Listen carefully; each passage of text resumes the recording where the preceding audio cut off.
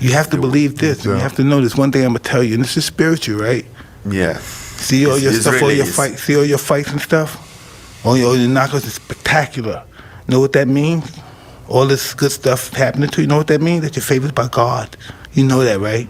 Yeah. You know that, right? But there's Otherwise, something that you may not know too. When you're favored by God, you're also favored by the devil. He's coming for you too. So you just gotta be strong and stay on the right side. Dans les sports de combat comme ailleurs, le mental contribue à 50% de la performance. Le corps est toujours lié à l'esprit. Juger d'après la seule dimension physique, c'est ignorer la moitié des forces qui entrent en jeu. Bienvenue dans Mental Fight.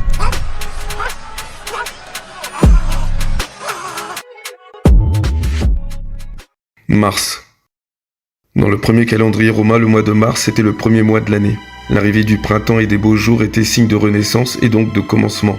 La trace de cette époque nous est restée avec les étymologies des mois de septembre, octobre, novembre et décembre qui reprennent tout leur sens quand on place Mars en premier.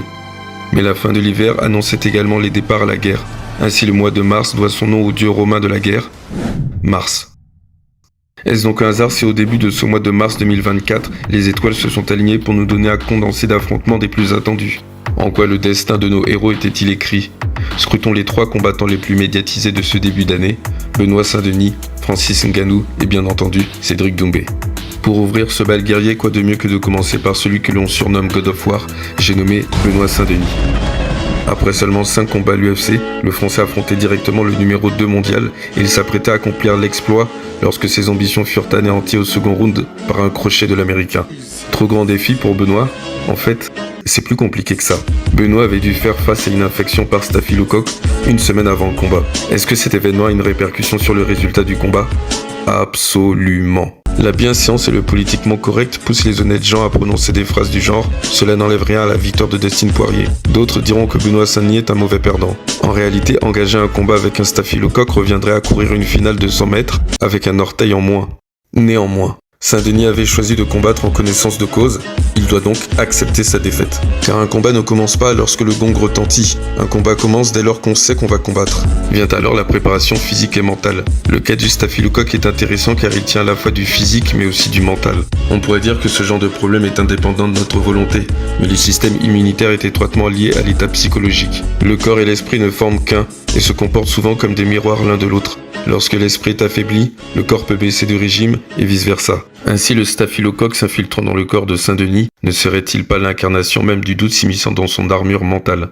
Un autre grand guerrier, Francis Ngannou, terrassé par la sévère droite d'Anthony Joshua, qui redonna par la même occasion son honneur à la boxe. Comme toujours, les puristes donnaient Joshua gagnant, sauf que bien malin celui qui aurait pu prédire une telle issue, car si Ngannou avait bien une spécialité, c'était celle de faire mentir ses détracteurs. Seulement cette fois-ci, le colosse s'est écroulé en 2 rounds. Et la grande question est, quelles conséquences cette défaite aura-t-elle sur son état psychologique ? Revenons en arrière. Janvier 2018. Ngannou obtient sa première chance pour le titre face à Miocic. Il est extrêmement confiant, et pour cause. Il revient d'une série de 10 victoires écrasantes dans le chaos légendaire contre Alistair Overeem. Seulement voilà, ce soir-là, c'est Miocic qui remporte la victoire sur un Ngannou épuisé. Premier round trop explosif. C'est un traumatisme pour le Camerounais qui traînera les séquelles de cette violente désillusion jusqu'à son affrontement suivant. UFC 226, 6 mois plus tard. Alors que son combat contre Derrick Lewis promettait des feux d'artifice, c'est un non-combat quasi lunaire qui se déroula. Pour cause, un Derrick Lewis trop prudent et un Ngannou totalement pétrifié, à milieu de sa violence et de son engagement habituel. Par la suite, il s'est bien relevé. Mais si une défaite à la décision contre Miocic a pu avoir cet effet, quel effet aura la première défaite par KO de sa carrière ? Ceci rend d'autant plus intéressant son prochain combat. Enfin, pour clore le spectacle, faites place au compatriote et alter ego de Ngannou en puissance de frappe, Cédric Doumbé. Depuis sa défaite face à l'écharde la plus célèbre du monde, Cédric Doumbé, dit le best, se fait plus discret sur les réseaux. Et si l'issue de ce combat était complètement imprévisible, la déroute de Doumbé était pourtant déjà écrite. Pourquoi ? Premièrement, parce que son trash talk se heurtait cette fois-ci à un mur de glace en la personne de Baki. Deuxièmement, parce qu'il n'a pas su enclencher correctement l'un des secrets de sa réussite, le processus de visualisation. Donc là, l'ambulance est arrivée, on va juste vérifier l'ambulance. Tout est bon, tout est bien installé, il y a bien les compresses. Bien sûr, on est là dans l'Accor Arena. Le camion est rentré, tout est prêt. C'est bientôt mon entrée. Le speaker va scander mon nom, le public va crier mon nom. Bien sûr, on est là pour vérifier les angles morts. Bah, c'est pas la force. Ça commence. Le combat commence, la portière ouverte, elle n'est pas fermée à clé. Doumbé était conscient qu'il ne pourrait pas rentrer avec une ambulance dans la salle, contrairement au matelas. En faussant presque volontairement la visualisation de son combat, Doumbé n'a pas eu la pleine maîtrise de la chronologie de sa réussite. Troisièmement, pour cette raison. L'astuce que j'ai trouvée, c'est de la colle textile en spray.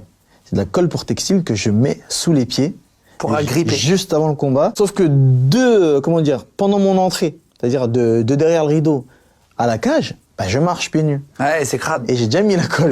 Doumbé a donc l'habitude de mettre de la colle sous ses pieds pour améliorer ses appuis au sol. Aucune pratique de ce genre n'est autorisée en MMA. Il s'agit donc techniquement de triche. Une triche indétectable et donc quasi parfaite. Quasi, parce qu'elle a révélé son gros défaut ce soir-là contre Baki. Était-ce la contrepartie pour toutes les fois où Doumbé a tiré profit de cette technique? Ou bien est-ce une punition divine pour l'innocent Jordan Zebo, sacrifié sur l'autel de la vengeance?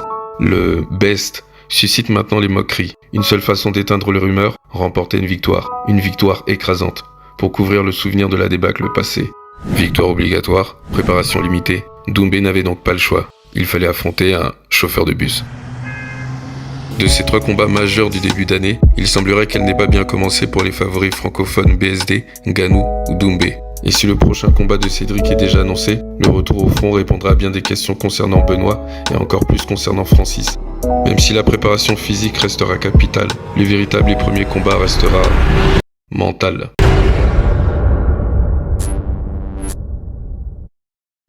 I